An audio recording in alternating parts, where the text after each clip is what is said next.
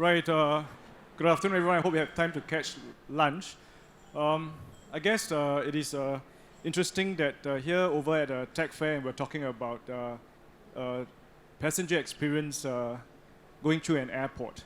So I try very much in the next 15-20 minutes to share a little bit on the philosophy behind how Changi Airport actually designed, built, and deliver the passenger experience that we hope will always make a passenger think of us the next time they have the chance to travel. And which is the reason why today's topics revolves around how we're trying to create an immersive experience for the world's traveler. One thing for sure that we do not want is really for passengers to imagine Changi or us as just a bus interchange, where people come in to take an airplane or someone just arriving and then getting out of the facility straight away, right? Which is why this entire notion of creating a memorable passenger experience is actually very deep in our philosophy. And I'll touch on a little as well, if we want to look at some of the technology that we are now embarking to deploy to help us really enhance the wow element for the passengers. Now, it is important that we all know that in Changi Airport, or just like any other airport in the world, we do not function as only one entity. In fact, there are more than 200 companies working together at Changi, each with a very important mission. And it is very important for us to be able to chain this entire thing up together, right? So that we deliver a seamless experience for the passengers who are going through. And here, we almost streamline the DNA of our service culture into three key areas, which is what do you really want to bring to the passengers when they travel through Changi Airport. So firstly, we wanted the passengers to feel that the service that we offer them is personalized, that this airport has got them in consideration when we design or deliver a certain experience or a certain touch point. Secondly, all of us know that long-haul traveling can be quite tiring, and some people feel very stressed whenever they arrive at a totally new environment, whether you are a first-time visitor or whether you are transiting passengers, which is why trying to provide a stress-free environment for the passengers is equally important for us. But last but not least, the third key strand of the DNA for our service culture lies in how do we positively surprise you, right? The reason being, we wanted you to remember your journey with Changi and how great it can be. That's why it's called positively surprising, so that next time you have a chance, you come back again. As a kid, if you travel to Changi, hopefully when you grow up the next time, you remember what kind of memory you have when you actually travel with us. So here, we have to work together across 200 organizations with more than 50,000 people working daily, right, to deliver this service. And that's the reason why this whole airport community comes together, subscribing to the same notion of the kind of service culture that we have. So over the years, since Terminal 1 opened in 1981, right, almost 30 over years of operation, there are really variety of passenger amenities at the airport. So you can see some of those you may be very familiar with, but I can bet many of us here today, maybe just by a show of hands, how many of you actually really did have a swim at Changi? Anyone here? Right. The reason being, I wonder whether you even know that we actually have a pool, right, in the roof deck of Terminal 1, right? Of course, if you visit this place, transit passengers who spend a couple of hours at Changi actually use some of these services. Some of them will actually bother to go up all the way to the Sunflower Garden and so on and so forth. But for a day-to-day travelers, they may arrive very late, thinking that the efficiency of Changi will allow them to get straight to gate in a very short period of time. Or when you come home, you pick up your bag and then off. You're very proud that we can make you, get home within 30 to 40 minutes. So here I think is really something that we continue to do to make sure that over time, the airport doesn't just become a bus stop, as I said earlier, but over time becoming a lifestyle destination, which is what is transpired with the addition of Jewel's opening earlier in April. Now, how do we continue to wow our audience? Firstly, we do not take them as passengers. We interact with them. We hope that they are part of this journey that we create for them that's memorable. So in 2015, right, was the first time actually we worked on a big year-end festive. And so some of you who are Star Wars fans, actually there was really a 6-week-long Star Wars activation, in tandem with the launch of The Awakening. And that actually gave us a lot of confidence that we could do more at a year-end festive to really give you an immersive experience, which is why in the next few years, in 2016, 17, and 18, that's what we had. We had Hello Kitty, we had Pokemon, and then subsequently, of course, last year, we had Harry Potter. Now, I will go show you a video that probably...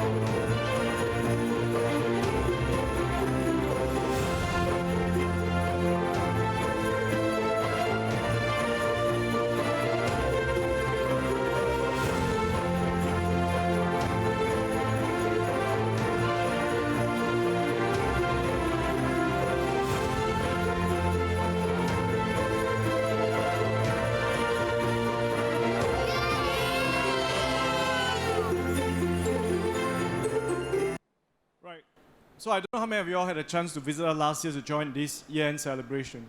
But that actually is the example that I wanted to show, that it's not just about technology, but sometimes about creating a totally immersive environment where the travelers forget about the stress of travel, where they can imagine themselves in a snow winterland, right? So I think that is something that we do over at Changi. And over every year, the team will start to think about, okay, next year during the festive season, during the June school holidays, what do we actually do to actually wow the passengers? But what else can we do more if we're really talking about, including some technology into it? Actually, there's this part that we have always wanted to do. I'm not sure how many of you actually traveled through T4, which is the latest terminal that we have. Now, it has been an objective that we always wanted to showcase our cultural heritage to our travelers. So in the design of Terminal 4, for those of you who have traveled through, there's this area we call the Heritage Zone. And this Heritage Zone actually also wanted to give our travelers a totally immersive environment, which had this physical built-up of 9 Peranakan shop houses. All the shops below sells food related to Singapore's culture, Peranakan food, as well as your bakwa and all those things. But in the process of trying to wow the passengers, we thought maybe we can do something that will actually tease their senses. So here, if you look at this, we decided that we'll take down 2 of the physical wall or facade and translate it into a full LED screen, right? And every hour, there'll be a few shows that shows, to the surprise of many of the passengers who travel for the first time, this place actually became a theater. So I'll show you a short clip.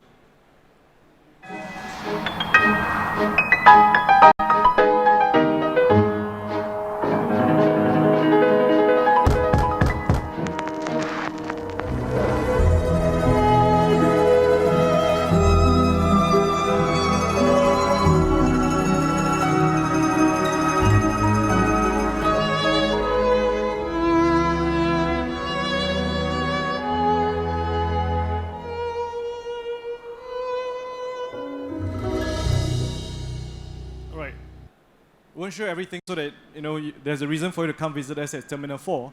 But I just want to use this example to share that actually, to create this audio-visual clip that lasts for about 6 minutes, the amount of capability that went behind the scene took us a year to do.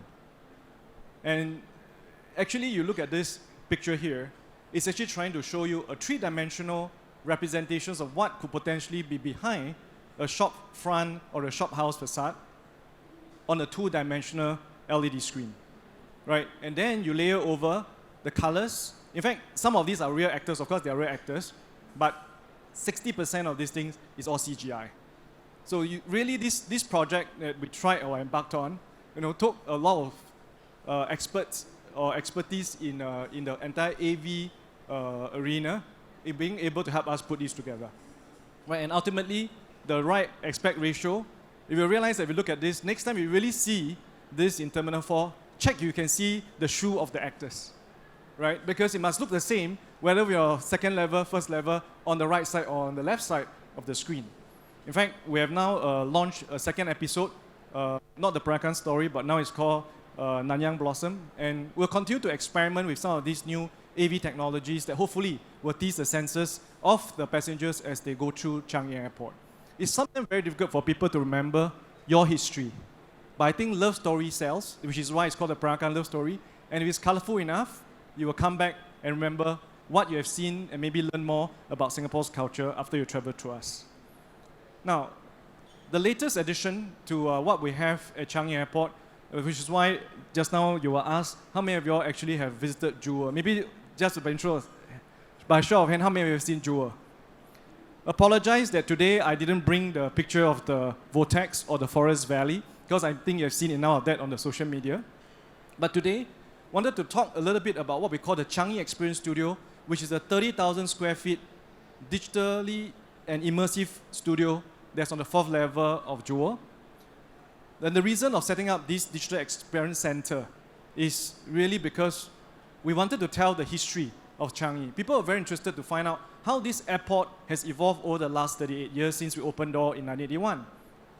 And for the aviation enthusiasts, they wanted to learn about how the back of the house of the airport actually function. Your baggage systems, trolleys, aircraft, runway, so on and so forth, which actually is very difficult to bring you down to take a look, unless your security cleared. But more importantly, as I've mentioned, there are 50,000 people working in Changi. How do you bring them all together to feel this one Changi community spirit? It's like a kampong. To make sure that every one of us feel that the sense of purpose to serve the next passenger is not someone else's responsibility, but ours, every one of us. So this Changi Experience Studio is also being used as a training ground for everybody who come first day at work at Changi Airport. They go through this studio for the training, right? And we use all the technology. It's totally immersive, nothing on paper and pen. And I'll show you a few examples of how it works. And honestly, in one place that has got the most technology that's all encrypted into one area, now in Changi is actually at this location. So if you have a chance to visit, come check it out. And we share the story through this very interesting technology that is actually on a seat board, right? Or we call it the travel guide.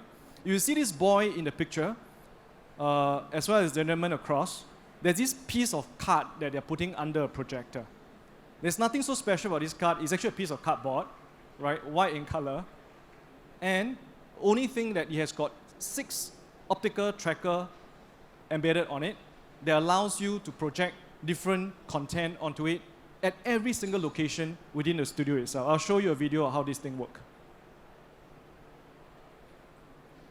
Right, so that's the travel guide. It's under a projector. It reads the tag that's on the card itself. And it gives you different kind of video. And you use this for different touch point as you go through the entire studio. It's very important, because I mentioned earlier about personalizing the experience for our passenger.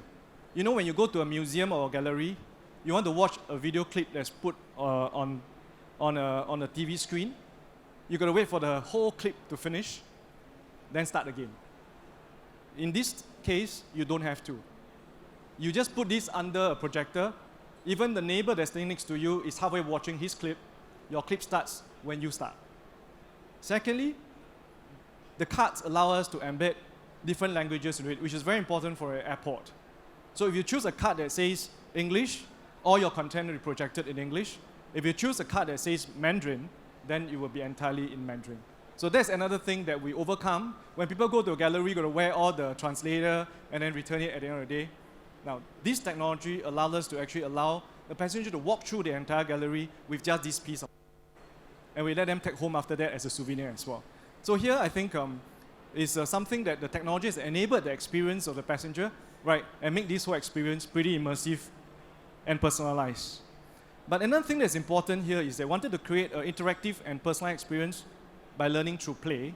And I'll show you what we mean by play, because every single touch point, we have more than 20 touch points there for people to learn about Changi Airport but every touch point requires you to interact with it or play with it. And this is one example.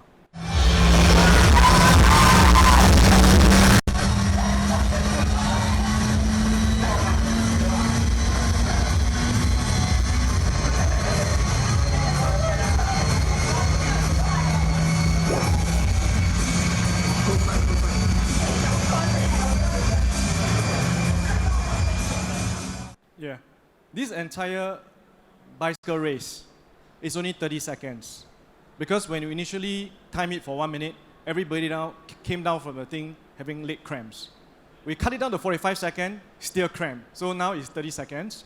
But this is a good example where we wanted to tell the story. Actually, this event actually happened in 2009, a race between a 747 Jumbo and a Porsche on one of our runway at Changi Airport. It's a real live event, right? You can Google it, you can check it out on YouTube. So how do you tell the story like that? You know, by putting it on an LED screen, people probably don't know. So we decided that we have 10 bicycles, 5 representing the Jumbo, 5 representing the Porsche, and you raise it out. I assure you, nobody forgets about this event at Changi Airport after they go through this touch point. Now, these are examples of how do we actually use this technology with the totally immersive screen on the runway when they're cycling and they compete. Now, so far, you know, this has been given very good feedback by all the people who has gone through, you know, this specific touch point. So there are many of such touch points in the studio and many different technology that we use over there. So I think, you know, all in all, if you wanted to share with you some of these things that we have done over the years, what we're trying to do is to really imagineer a livable airport. Well, the word imagineer, of course, is not new to us. Why is it not called engineering, neither is it called imagine? Because to think of what you can come up and possibly wow the passenger requires a certain sense of creativity. In fact, all the things that you have seen here is not just pure technology, but a good amalgamations between technology and art.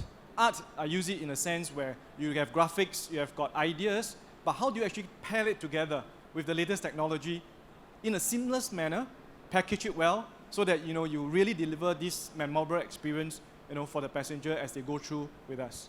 So on that note, I hope that the next time when you come through Changi Airport, we can really wow you with some of these news pictures and have a pleasant journey with us. Thank you. Well, thank